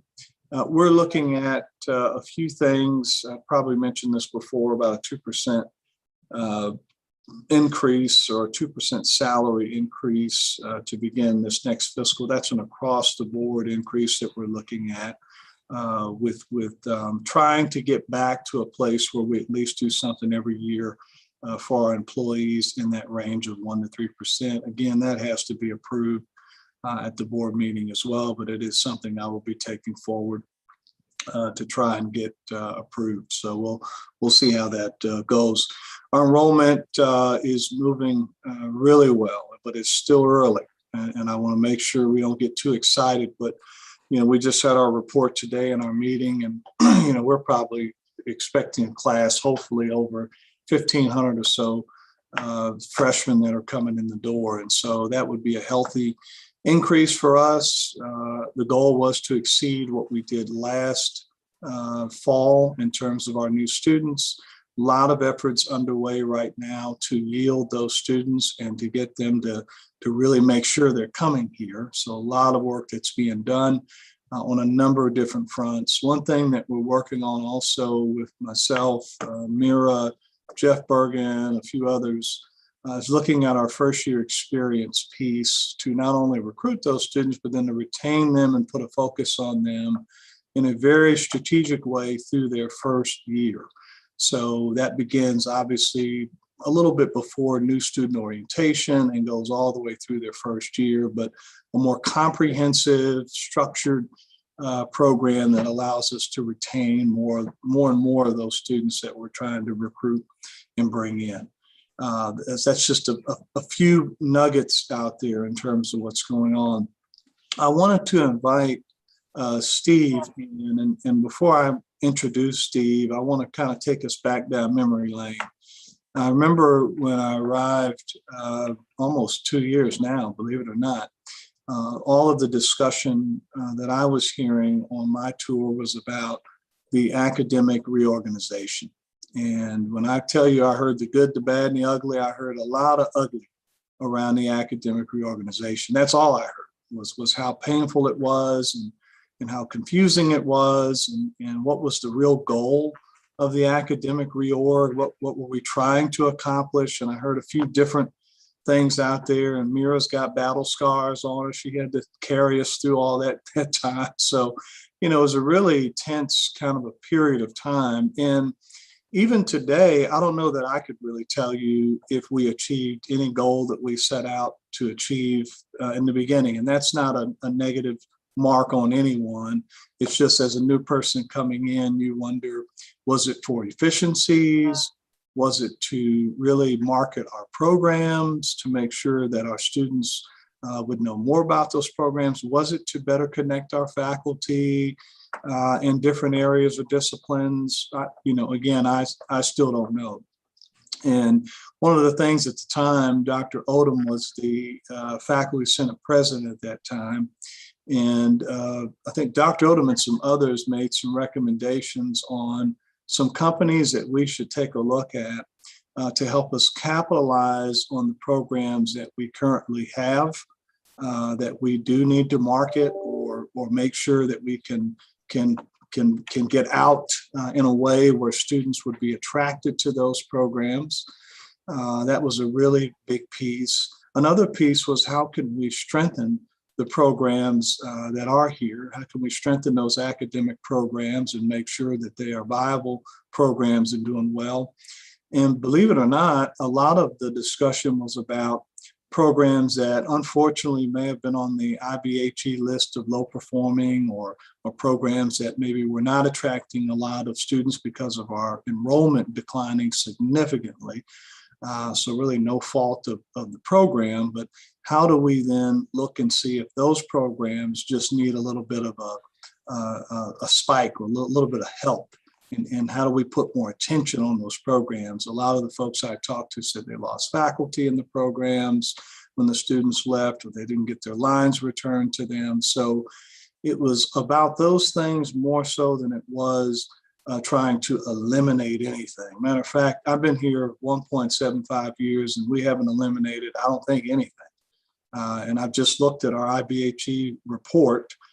Mira, you probably have access to that report too, with our summary that we give in terms of programs that are set to be closed or consolidated. And I don't think we have any, unless I'm speaking out of pocket, but we haven't closed anything to my knowledge. And that's not even been a discussion I think, Mira, you and I have even had over the last couple of years about closing. It's really been how do we strengthen programs that are out there. So I wanted Steve to come in because I know we have a piece that's coming up this week, tomorrow, if I'm not mistaken. Steve, I think you're up tomorrow. But I thought it would be good, since we have had some conversations with the executive committee here, that you hear firsthand from our consultant and the work that he's going to be doing over the next few days. And I think we've got a few people that will be there, but it's a good time to ask any questions, or if we need to clear some things up, we can do that. So Steve, do you mind maybe taking the floor now, and then we want to leave some time for folks to ask any questions that they may have. That sounds good. And I'm available if the meeting runs long. I can stay on a little later if needed, because I want to make sure we do answer your questions. I'm going to share my screen, assuming that Zoom cooperates. Excuse me, Steve, we have to join the meeting at 3 o'clock. Okay. And I hope you will leave some time, like at least 5 to 10 minutes for our discussion. Would that be okay? I will do so. Thank you. So if I were in your shoes, I think I'd have a few questions. And this is also coming out of the conversation we had with the Faculty Senate leadership a couple of weeks ago. I think I heard some questions about, who is Gray? Who is Gray Associates? What are we trying to do over the next 2 days? And what does the agenda actually look like? So that's the way I've organized what we've got here. It's just a few slides. So first thing, who is Gray? we're a small firm. We're based in Massachusetts, and we work almost exclusively with colleges and universities. There's a few other folks in higher ed who aren't exactly in that category that we work with. And the main thing we do is help people strengthen their academic program portfolios. So think of an academic program portfolio. That's the academic programs you offer, thinking of that as a whole group of them, not just one at a time. So you have to look at them one at a time. The chancellor described me as the consultant. What you've actually hired us for in this context is much more of a facilitator role than a consulting role. In general, with some fairly rare exceptions, we don't make recommendations. We provide you with a lot of information. We guide you through a process. We try to get out of the way so you can have good discussions that are data informed, but not formulaically data driven. So you can make good decisions that work for the university and that respect the shared governance process. That's philosophically what we do. And what we're doing for you is very much in that mainstream of our work. Our flagship product is something we call PES Plus Markets. PES used to stand for Program Evaluation System, but we hired some marketing guys and now it's PES Plus Markets. PES Plus, think it's Program Evaluation System, strategies, services, and so on. You now have a subscription to this tool. And we're going to be using it intensively over the next few days, but you'll also have access to it after. The basic idea behind it is it has data about student demand, employment opportunities, and competition for the more than 1,500 standard academic programs. For those of you who dig into this, they've got SIP codes, which is the federal taxonomy for this. And we just migrated everything to the new 2020 taxonomy, which was a royal pain, I'll tell you. Because all our data had to move with that, including the stuff looking backwards. We can cut that by all the different degree levels plus certificates. And geographic markets, we can define using census tracts, which are twice as precise as a 5-digit zip code. I think there's 72,000 of them. In your case, the market definitions that made sense were the state of Illinois and national, because while you're in Southern Illinois, only about a third of your students come from within 100 miles of the campus, if I recall properly. So that's custom defined. In terms of who uses this right now, there are more than 100 colleges and universities that currently have active subscriptions on the system. We do it on an annual subscription basis, and they're using it actively in their program planning. It's a mix of public and private, 2-year, 4-year graduate institutions. Most of them are teaching institutions. There are a few R1s and R2s, but most of it is more kind of, our main job is educating our students and serving our local, employer base and state and everything else. And our clients are in pretty much every state in the country. There's a few outliers, Alaska, Hawaii, a few others, I don't remember where. But that's basically what we offer. In addition to providing that software, we provide services. And the big one is we do a program workshop is probably our largest element of the service side. And that's what we've got scheduled for the next 2 days. And it's a process that's designed to work with institutions that it's amazing the variety of different ways different schools make decisions. What they call shared governance really covers a very wide gamut of how that works in the real world. Their practices and processes and cultures vary, and we do our best to adapt to that and work in the process that you have already decided works for you. One of the things that means is that the workshop is not a standalone independent activity, not connected to anything else. Necessarily, it starts from where you are and it hands off a bunch of, I'll call them preliminary assessments to whatever the next steps in your process are going to be. So that's what we've got coming up. Generally, what we're setting out is as the objectives, and this is the exact same slide people will see tomorrow morning when we start off. It's an edited version of what the leadership of the Faculty Senate saw, I think it was 2 weeks ago. And I think it reflects the comments that and concerns and questions we heard from people. So the goal here is to figure out what academic programs to invest in. When we talk programs, think things that a student thinks they're getting a credential in. So it's a major when you're talking bachelor's level.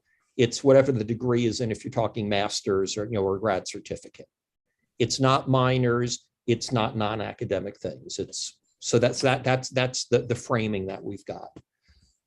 We're looking where to invest. So that could be programs you're going to start. It can be existing programs that you want to transform, or it can be existing programs that you want to grow. And in all these cases, what we're looking at ones where you need to invest. There's scarce resources that you need to devote to one of these things, and you can't do all of it. You can't grow every program.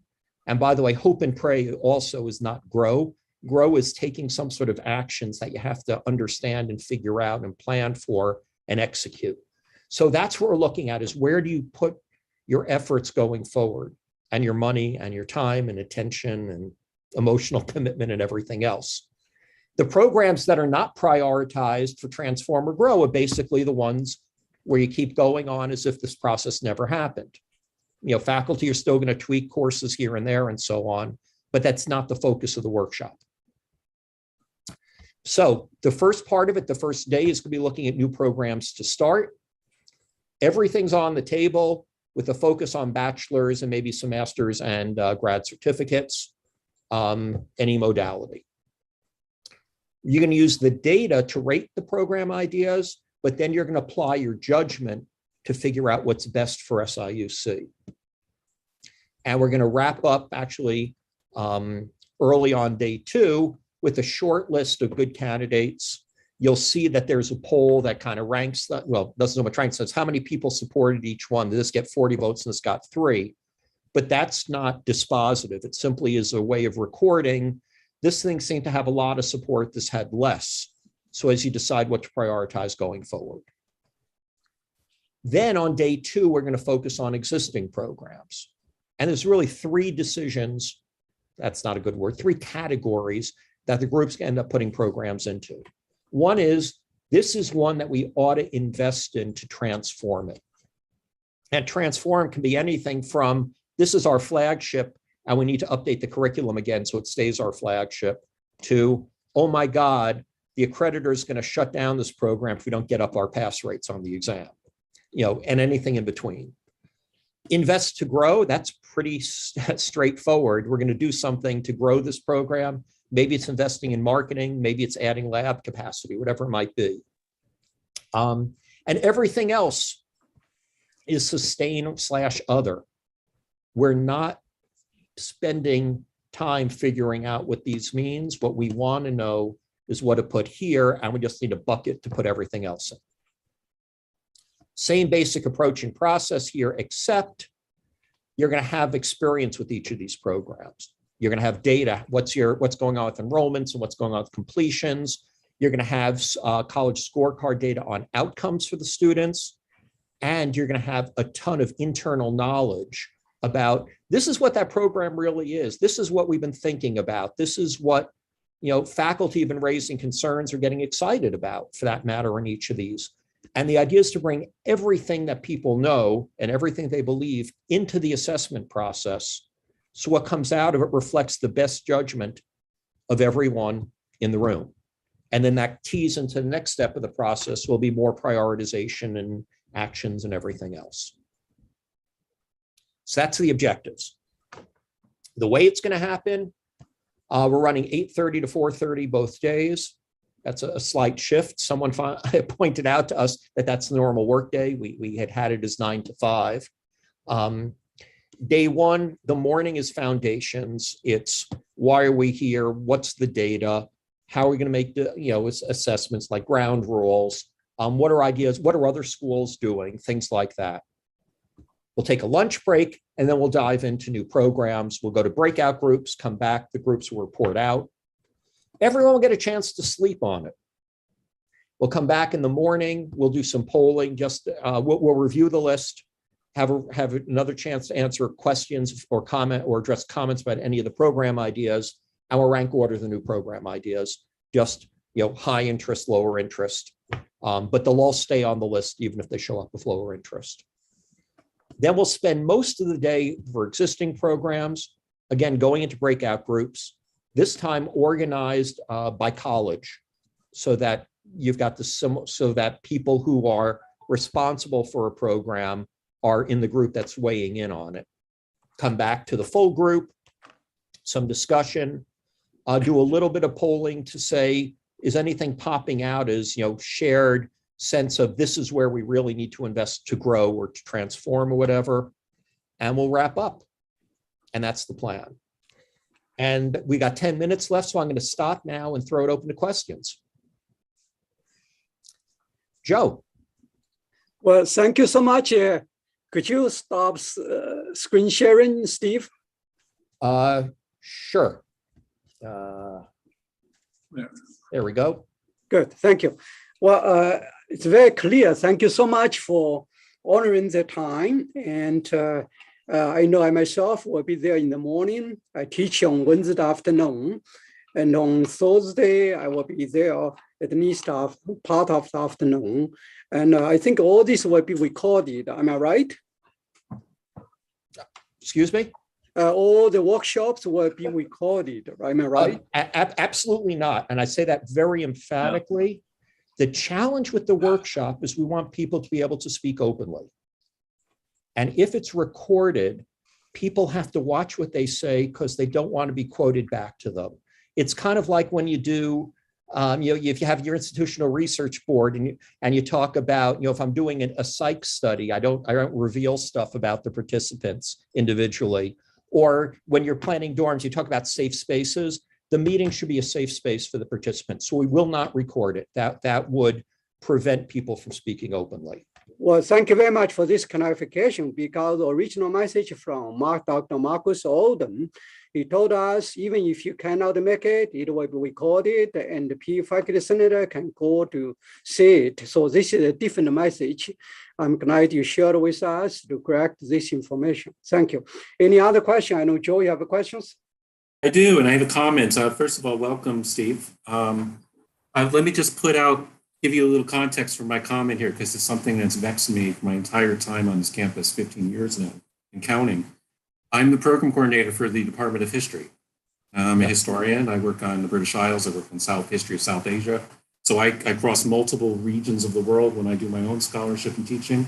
But I also, as program coordinator, cross multiple colleges. And one of the things that's always vexed me, and it's never been resolved, and it's never been satisfactorily, we keep complaining about it, and it's never been addressed, which is, how do you prioritize programs on this campus when you actually have a program in 2 colleges? You show up as 2 different zip codes. You do 2 different complete functions. You train teacher candidates for social studies education, which is the largest, as of last year, graduating cohort of secondary education programs. We provide social studies teachers, which are up there along with math teachers right now, nationwide is the most in demand. We are nationally recognized for that. And yet we're also a liberal arts program in the College of Liberal Arts, where we also have liberal arts majors. And if you don't hire people in College of Liberal Arts, you don't actually have, not really been happening in recent years in my department. We were 20 plus people at one point, and we're down to 8.5. You also affect the ability of the School of Education to do its job, to do its function. So how do you propose to get us to think about that when you're dealing with programs one-on-one and one-on-one? Because I'm afraid that framework, that conceptual framework that's been on this university campus as long as I've been here, thinking about programs as one individual thing, doesn't work. You've got to be thinking holistically about how we interlock with one another. So a couple of thoughts on that. The first one is, we were not asked, but when it comes up in conversations with other clients about cutting programs, my normal answer is that's kind of the wrong place to start.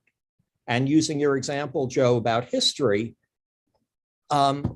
history classes are taken by a ton of students who are not history majors. And by the way, history education at some schools is history and education dual major. And in others, it's history education. And you can get really caught up because you end up going through the motions on things and causing a lot of angst, but not actually changing anything material. And that bugs me. So I will say that looking at the programs you have offered, and some of you actually saw, we sent out a ton of emails, I think it was a couple of nights ago, saying you report this program this way. For the workshop, I would use this zip code. Is that okay? The languages I remember, I think it's analogous to history. The description on your website is very clear that those programs are language programs. I forget which languages, French, German, something else. But they're taught out of the School of Education, or at least someone in the School of Education saw it and said, no, these are education programs. The question is, what are they for and what's more relevant? And what am I comparing them to? But the decision of, do I offer history education? You can think of it as, do I want to train students, educate students to become history teachers, or for that matter, go to law school, whatever they might be doing? And if so, how do I want to communicate that? How do I want to record it? If I say we offer history education, but not history, hypothetically, and a student, prospective student, goes on the College Board website and says, where can I major in history? You won't show up. So there's a marketing piece. When you're looking at other schools and saying, who's got a program like mine, you need to have it aligned so you can see that. But none of those really answer the question of, where do I invest to grow? So I don't know if that really gets to it. One thing I will show you, because it often I'm asking a methodological question primarily. Right. Because I've been in workshops where I'm told to sit with College of Liberal Arts. Well, that's good, fine and good. I'm a member of tenured faculty in College of Liberal Arts, but 2/3 of my students right now are in the School of Education. And so I should really be sitting with School of Education folks, but I'm not incentivized to, because we have boxes and we have structures. And in my retention, this happened to me last fall at the workshop, the recruiting retention workshop. Whereas I'm wanting to go leave and sit with Dean Smith over in the School of Education. And my dean wants to claim me instead to sit here, and I can't duplicate myself. That's my point. Joe, I'm short on time, which is why I'm rushing a little bit. But quite frankly, if you don't like the group you're put in on day 2 for programs, ping me and we'll move you to another group. Sounds good. So that part, we are not getting into organizational discussions, except when it's something as simple as my sitting with the right group of people. That's not what we're being asked to do here. We're being asked to say, where do we invest to grow? Thank you. Because of time, I watched carefully. We have 3 minutes. There's one important question I know Professor Jenny Probst raised on the chat. I would like to read it to you. I know she has to teach, she left. So this workshop is not an open meeting subject to the State Open Meeting Act. This is the issue either you or grade associate or Chancellor Nan will consider or answer. So any comments? We only have about 2 minutes here. I don't know the Illinois law. I have not worked with other Illinois state institutions. I have worked with state institutions in all your adjoining states, Wisconsin, Indiana, Ohio, is it Kentucky below there? So anyway, we have never at Gray ever had to do an open meeting in the sense of state open meeting laws. So I don't know if the law is specifically in Illinois, but that would be bizarre to require this. This would more fall in the category of something like executive session. But I don't know what the laws are. And if we had to do that, it would change the session. Yeah, we could check. I guess the bigger question is, if someone wants to attend who's not there, you're welcome to attend. Just let us know. I guess I have the power to let you in. So if the real question is, because I don't want this to be about there's some secret, because what Steve said is correct. We got to be sensitive here, but I don't want people to think this is a secret meeting. So if you want to attend, your faculty senate president will be there. There are other faculty members that will be there that can share. So the story, the narrative won't come from administrators. You can get it directly from Dr. Lee and others. But if you really want to be in that session, just let me know and we'll add you to it. And you can hear firsthand what's going on. Great. Well, thank you so much, Steve and Chancellor Nan. I'm sorry, Provost Kumaracho, you didn't have time. We have a question for a few because it's 3 o'clock. If you have questions, feel free to write to either Chancellor Nan, Provost Kumaracho, or write to me. I will pass the question to them. And I encourage you to can I just communicate. Yes, Joe, you have one question. It's 3 o'clock. Well, it's a very brief question and I don't want a verbal answer. I just want a written response and Josh and copy to the rest of us, just that update on the enrollment statistics, where we are. You just send that as a written report and then we can distribute it to the full faculty senate. And that's all I have. Thank you. I need a motion to adjourn the meeting. Okay, Joe, moved. Anyone second? Thank you, especially our guest, Steve. And thank you, Dr. Lee. I think I'll be seeing a lot of you tomorrow and looking forward to that.